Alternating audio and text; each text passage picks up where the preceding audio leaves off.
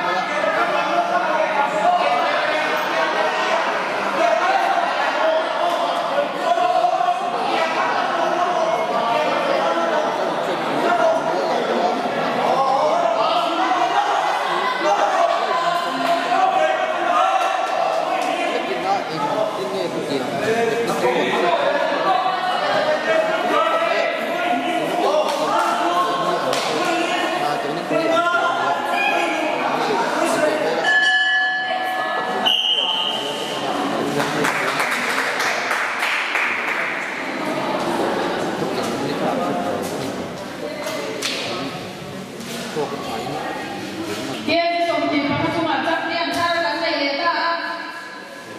tunai